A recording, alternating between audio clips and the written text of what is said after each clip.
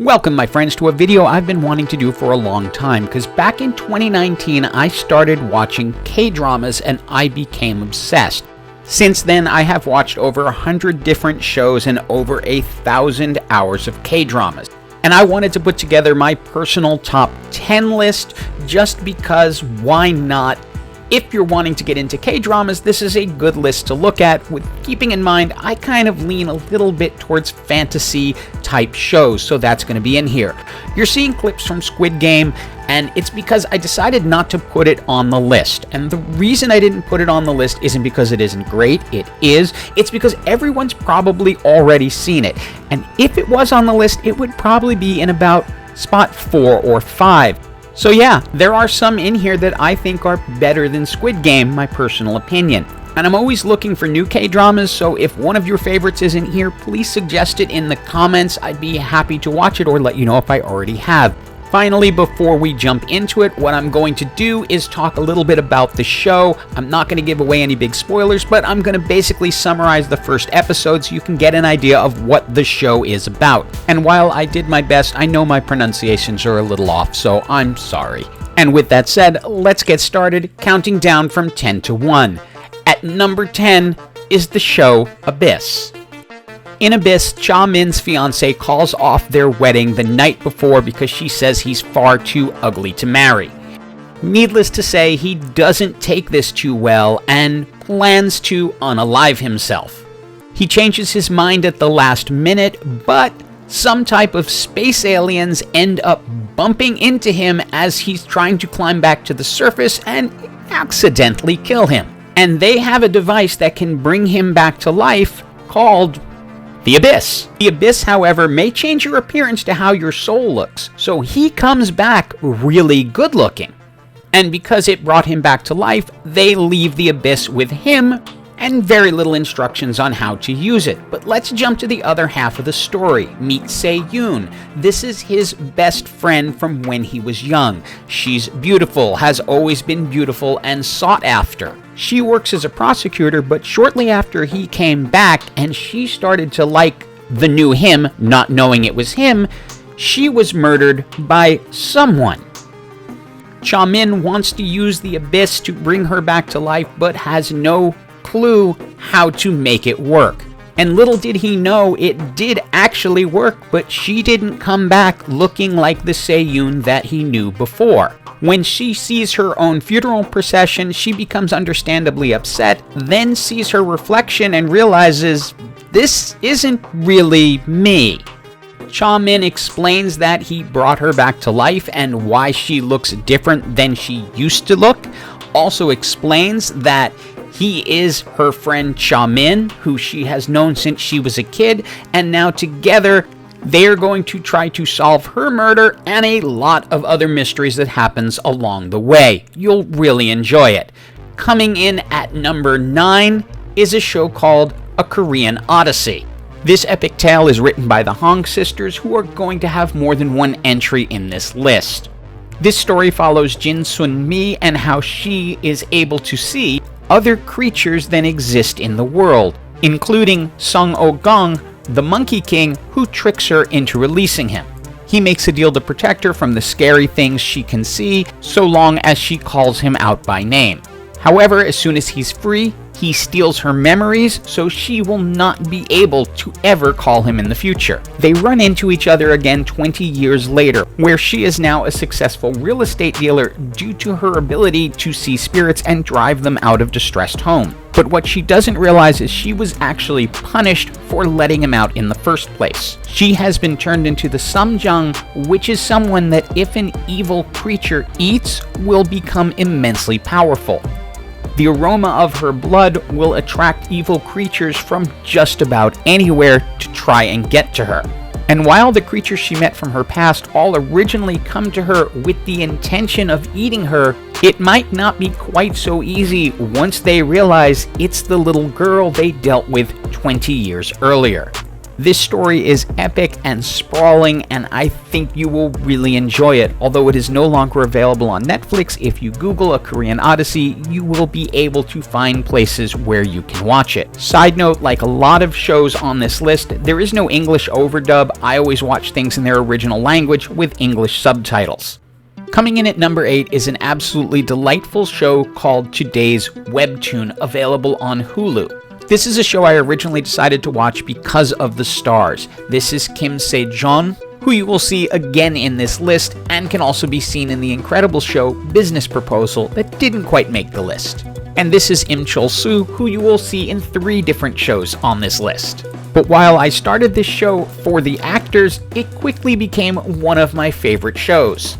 The plot is fairly simple. Oh is a former judo champ who decides she wants to go and become a webtoon editor, as she's been obsessed with comics her entire life.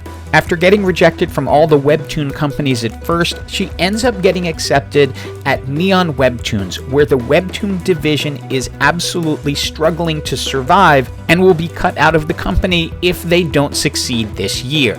She ends up getting paired with an employee who was forced over to the webtoon division and does not want to be there. By the end of this show, all of these characters felt like family, and I really didn't want it to end. If you have a Hulu subscription, I highly recommend it. It's a lot of fun, and hopefully they'll end up making a season 2, although right now I don't know of any plans for it. For number 7, we are about to take a really dark turn, and that is Hellbound. This is the only story on this list that ends without really answering many questions. I'll do my best to describe the plot. People start seeing what are known as prophecies. It is a face that appears and tells you how long before you will die and then be dragged off to hell. Police begin investigating and then focus on a cult that has grown around this belief, figuring that it's either them putting on some type of hoax or some way that they're trying to enrich themselves through these prophecies. But it goes so much deeper, as there is an offshoot of the cult run by this lunatic who makes it his mission to hunt down the people who are called out in the prophecies and figure out what their sin is, and then he sicks mobs upon them because they are obviously sinners in God's eyes. Anything else I say would spoil too much, although given how little of the information you end up getting, it's hard to spoil it other than to say this is one really intense ride. I highly recommend it. Number 6 is the second entry by the Hong sisters, and it is called Alchemy of Souls. And if you like world-building, sprawling adventures, this one is for you, as it goes 30 episodes, with each episode being nearly an hour and a half. I will try my best to explain the main plot, but understand this is one of many, many subplots that arise throughout this entire story. There are multiple factions of mages, and they are hunting Naksu, who has the ability to shift souls, essentially put her soul into another body. In a desperate attempt to escape, she ends up in the body of Myu-jo, who was blind until Nansuk entered her body, but it is still not nearly as strong as the body she left, and she doesn't have her powers the same way she did before. Let me take a moment to introduce you to Jang Yu, who is trying to learn sorcery but is unable to find anyone who is willing to teach him, and there's a whole background to that I'm not going to go into here. Nansuk, in her new body, is forced to take a job at the home of Jang Yu, and she is going to be his personal servant. And he set this up for a very specific reason.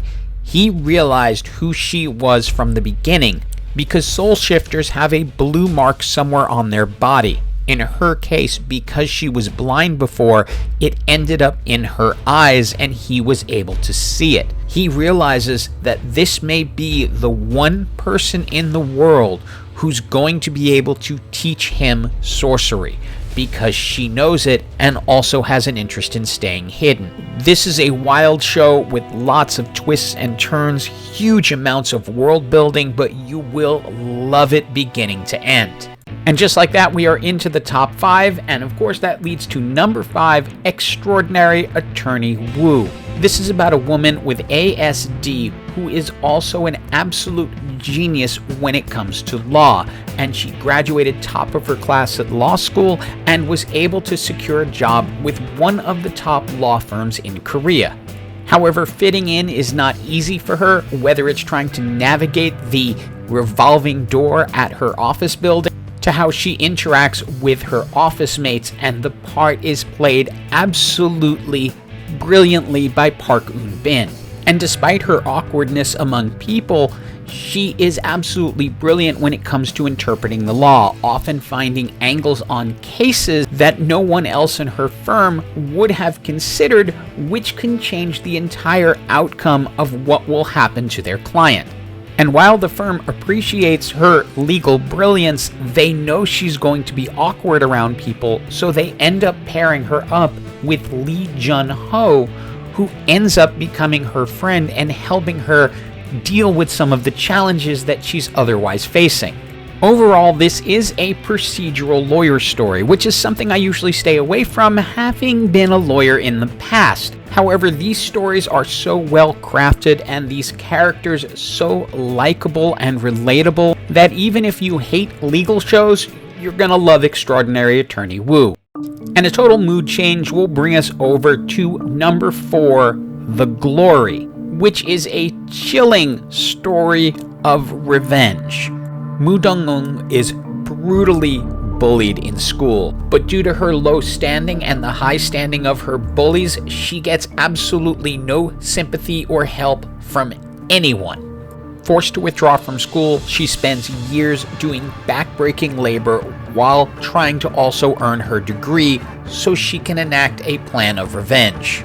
She ends up infiltrating the lives of her tormentors by becoming the teacher to one of their children. And so much goes on as she destabilizes the world of everyone around her and who she has it in for. It's a fantastic show. Give it a watch. And now we are into the top 3. So number 3 is a show called It's Okay Not to Be Okay.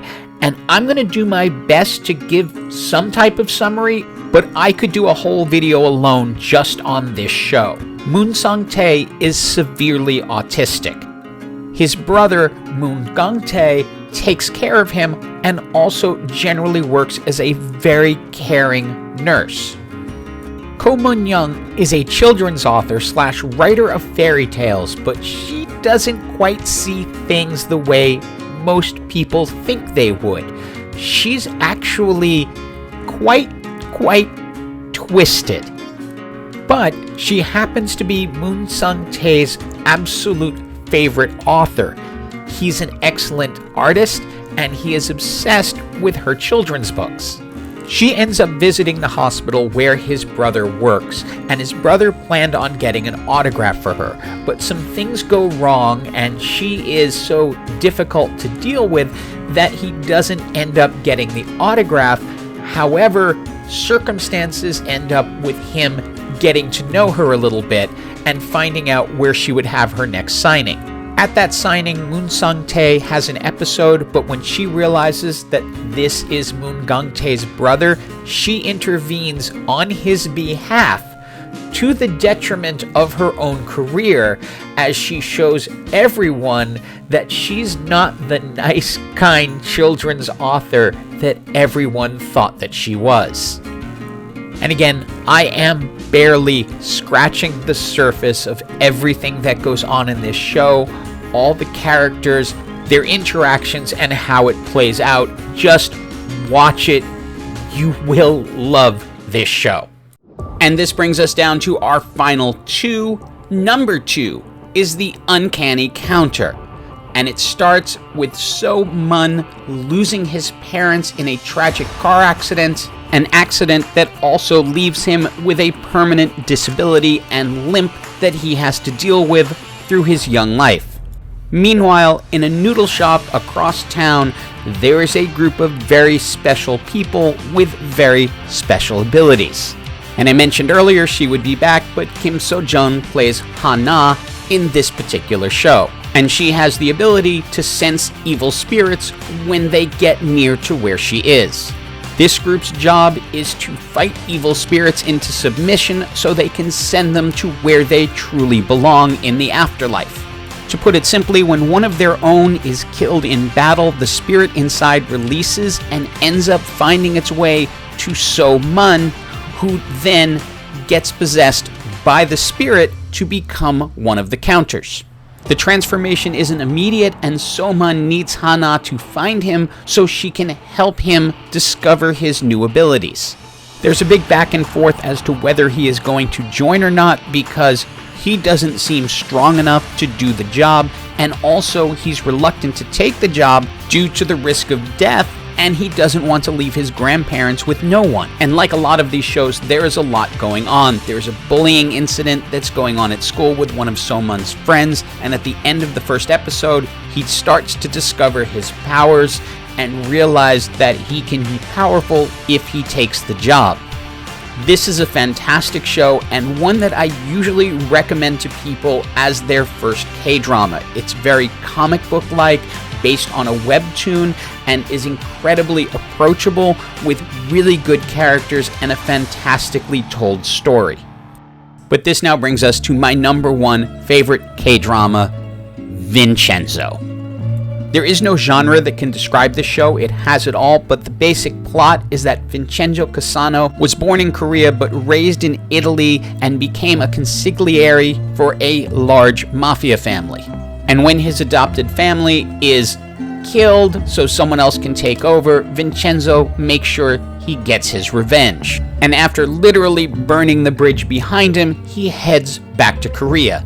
The reason he uses Korea is because years ago he helped a Chinese billionaire hide billions of gold underneath a building in Korea. But as that Chinese billionaire has now died, only Vincenzo and his partner know where it is.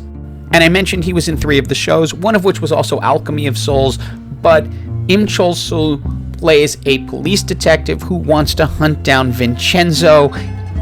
Everything he does in this is amazing. He's just a fantastic character all the way through.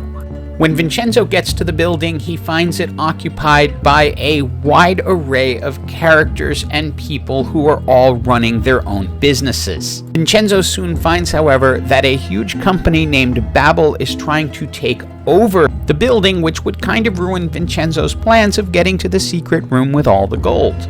When Babel doesn't get what it wants legally, it tries to send goons into the building to take over. This is going to force Vincenzo into an alliance with the building residents to try to protect their businesses. All the while, he's only after the gold.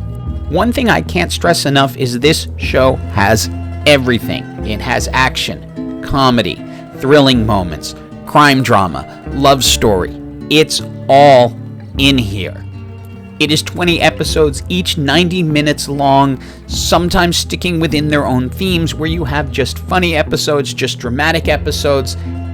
There's everything in here. Through it all, enemies will become friends, friends will become enemies, and even though it tells a complete story, you will be found wanting a lot more. Vincenzo came out in 2021, and I still look about once a month to see if there's any news of Vincenzo Season 2. And while the original writer has teased the possibility, it hasn't been officially announced yet. But if you watch nothing else from this list, watch Vincenzo. You will love it, beginning to end. Hope you enjoyed this list. Have an absolutely awesome day.